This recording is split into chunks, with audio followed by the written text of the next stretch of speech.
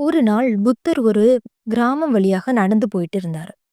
அப்போ ஒருத்தர் வந்து புத்தர் கிட்ட ரொம்பவுமே கடுமையா பேசினாரு. புத்தர் அமைதியாவே இருந்தாரு. எதுவுமே பேசல. உடனே அவன் மறுபடியும் புத்தர கடுமையா விமர்சிக்க ஆரம்பிச்சான். கொஞ்ச நேரத்துக்கு அப்புறம் அவன் புத்தர் கிட்ட கேட்டான், "ஏன் உங்களுக்கு கோவமே வரலையா? நீங்க ஏன் எதுவுமே பேசல?" அப்படின்னு கேட்டான். உடனே புத்தர் சிரிச்சுக்கிட்டே இப்படி சொன்னாரு. ஒருத்தர் உங்களுக்கு பரிசு தராங்க. ஆனா நீங்க அந்த பரிச வேண்டான்னு சொல்லிடுறீங்க. இப்ப அந்த பரிசு யார்கிட்ட இருக்கும்? அப்படின்னு கேட்டாரு. உடனே அவன், அந்த பரிச குடுத்தவங்க கிட்ட தான் அந்த பரிசு இருக்கும் அப்படின்னு சொன்னான். அதே மாதிரி, நீங்க இவ்ளோ நேரம் என்ன அவமதிச்சதையும் நான் ஏற்கல.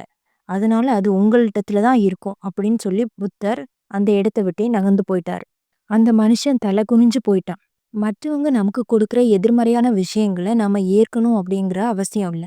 அமைதியா இருக்கிறதே நமக்கிட்ட இருக்க உண்மையான வலிமை.